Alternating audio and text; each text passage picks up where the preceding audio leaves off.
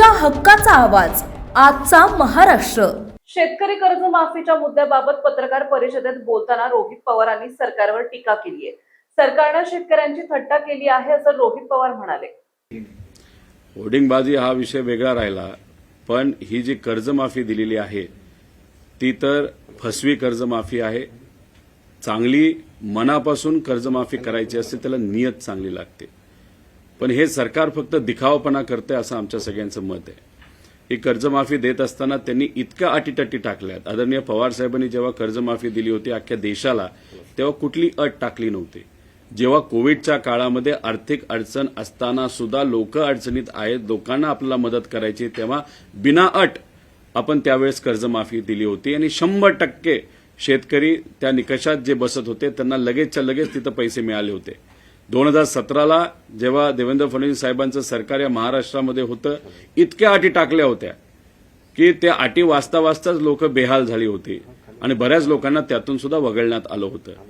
काल सुद्धा आपण जी काही कर्जमाफी ती डिक्लेअर झाली त्याचा जर अभ्यास केला, त्याच्यामध्ये जे काही प्रलंबित कर्ज आहेत शेतकऱ्याचे त्याच्यामध्ये सुद्धा अटी टाकल्यात। ती अट काय आहे की समजा जर 2019ला काही शेतकऱ्यांनी कर्जमाफीचा लाभ घेतला असेल तर त्यांना जास्तीत जास्त 50,000 रुपयाची कर्जमाफी। एक तर सरकारने समजून घेतलं पाहिजे, त्यावेळेस शेतकरी खऱ्या अर्थाने अडचणीत होते आणि मग अडचणीत असणारा शेतकरी त्यावेळेस जर आपण बघितला तर या राज्यातले 90% शेतकरी अडचणीत होते।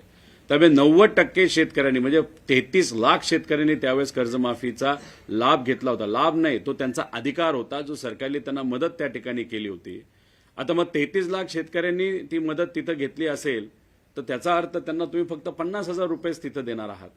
त्याच्यात पण त्यांनी अट अशी टाकलेली की समजा 1 लाख तुमचे जर ड्यू असतील, नाहीतर तुमचे कर्ज तिथं कर्ज थकीत असेल 1 लाख रुपयाचं, तर आधी 50,000 भरा, मग मी तुम्हाला 50,000 देतो। म्हणजे ओटीएस सिस्टम त्यांनी आणली की म्हणजे हॉस्पिटलमध्ये गरीब माणूस गेल्यानंतर आधी पैसे भर मग तुला ट्रीटमेंट करतो, अशी भूमिका दुर्दैवाने त्या ठिकाणी सरकारने घेतलेली आहे। असे 33 लाख त्याच्यामध्ये सर्व शेतकरी आहेत। 90% शेतकरी या कॅटेगरीमध्ये त्या ठिकाणी येतात। म्हणजे कुठं ना कुठंतरी अप्रत्यक्षपणे बँकेची वसुली करण्याचा प्रयत्न सरकार तिथं करतंय, फक्त 50,000 रुपये। अहो, ह्या 50,000मध्ये या लोकांचं काही त्या ठिकाणी होणार नाही। त्यामुळे पूर्णपणे ही फसवी कर्जमाफी त्या ठिकाणी आहे आणि आधीचे म्हणजे 2 लाखाचं ज्याचं कुणाचं काय भरायचं असेल, समजा त्या 2019ला ज्यांनी ते लाभ घेतला असेल, 2 लाख असेल 1.5 लाख भरा मग 50,000 मिळणार। 3 लाख जर कर्जबाजारी झाला असेल शेतकरी तर 2.5 लाख भरा मग 50,000 देणार।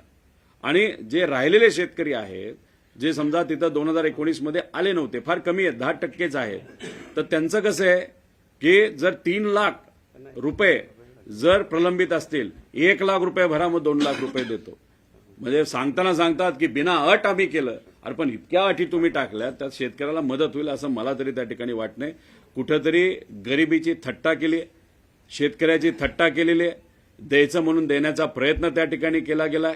आणि जे प्रामाणिक शेतकरी आहेत त्याला 50,000 का 1 लाख रुपये द्या ना, काय हरकत आहे तुम्हाला।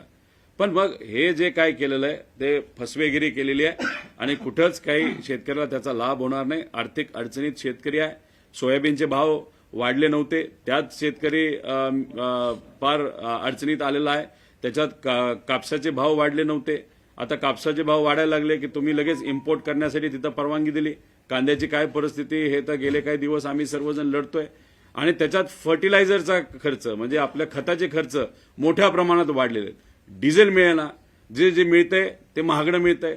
मग अशा परिस्थितीमध्ये खर्च वाढत चाललाय, उत्पन्न कमी होत चालले, त्यात शेतकरी अडचणीत होत चालले आणि त्यात तुम्ही कर्जमाफी देताना एवढ्या अटी टाकता म्हणजे फार दुर्दैवी आहे, थट्टा करण्यासारखं आहे आणि या गोष्टीचा आम्ही निषेध करतो। आम्ही स्वागत याच्यासाठी करतो की तुम्ही कर्जमाफी दिली, पण कर्जमाफी द्यायला बिना अट कर्जमाफी करा, ही आमच्या सगळ्यांची मागणी आहे। आज मुंबईमध्ये पाऊस पडलेला आहे आणि अंधेरी सबवे थोड्या पावसामुळे पूर्णपणे भरलेला आहे। पुन्हा एकदा नाली सफाईवरती प्रश्नचिन्ह उपस्थित होत आहे। मी जेव्हा एअरपोर्टवरनं येत होतो तेव्हा तुम्ही सबवे सोडा, मी ब्रिजवर असताना सुद्धा ब्रिजवर पाणी साठलेलं मी तिथं बघितलेलं आहे। म्हणजे कचरा साफसफाई कुठंच नाही, नाला साफसफाई त्या ठिकाणी नाही, म्हणजे इलेक्शनच्या आधी बोंब मारत तुम्ही त्या ठिकाणी सांगत होता बघा पूर्वी कशी परिस्थिती आहे, आणि आता जर आपण बघितलं त्याच्यापेक्षा बदतर परिस्थिती या छोट्याशा पावसामध्ये झाली. अतिशय छोटासा पाऊस होता. जर इथं मोठा पाऊस झाला असता तर बोटी घेऊन फिरावं लागलं असतं आणि सगळ्या गाड्या पाण्याखाली गेल्या असत्या. त्यामुळे हे काय फक्त इलेक्शन पुरतं काम करणारं सरकार आहे, पक्ष आहेत. इलेक्शन संपलं तर ह्यांना प्रशासनावर कंट्रोल करता येत नाही, काम करता येत नाही, फक्त राजकारण करता येतं, होर्डिंग लावता येतं, पक्ष फोडता येतात, आमदाराला विकत घेता येतं, नगरसेवकाला विकत घेता येतं. आता आमदारकीची एमएलसीची किंमत एका सीटची 50-50 कोटी रुपये. म्हणजे इथं गरीबाला पेट्रोलला 112 रुपये द्यायला अडचण जाते एका लिटरला, आणि इकडं मात्र तुम्ही घोडेबाजार 50-50 कोटीचा करत राहिला. तर म्हणजे हे सरकार फक्त कॉन्ट्रॅक्टरचं सरकार आहे, गुंडाचं सरकार आहे, मोठ्या बिल्डरचं सरकार आहे आणि फक्त पैशावाल्यांचं सरकार आहे. गरीबाचं हे सरकार नाही. लाडक्या बहिणींच्या बाबतीत सुद्धा त्यांचे 1 कोटी महिलांची नावं कमी करून गरीबाची थट्टा त्या ठिकाणी केलेली आहे. आणि हळूहळू हा आकडा 1 कोटीवरनं 1.5 कोटी, 1.5 कोटीवरनं 2.5 कोटीवर सुद्धा जाऊ शकतो. त्यामुळे लाडक्या बहिणींना सुद्धा या सरकारने दुर्दैवाने त्या ठिकाणी सोडलेलं नाही. रामदास आठवले असं म्हणतात की हातभट्टी जी दारू आहे ती अधिकृत करा. काय म्हणाले? हातभट्टीची जी दारू ती अधिकृत करा. रामदास आठवले.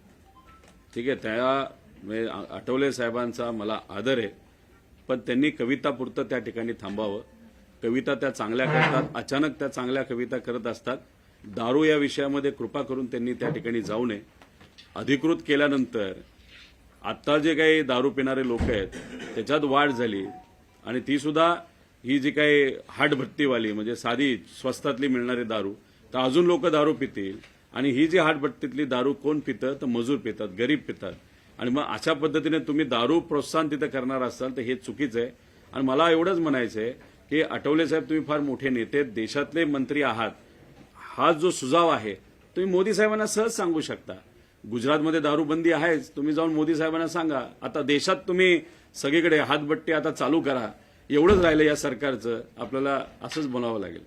कोल्हापूरमध्ये एका तरुणीवरती 4 जणांनी सामूहिक अत्याचार केला आणि 6 महिने करत होते आणि व्हिडिओ ब्लॅकमेल करण्याची धमकी देत होते. दादा, या राज्यामध्ये दिवसाला 24 बलात्कार होत आहेत, म्हणजे तासाला 1 बलात्कार.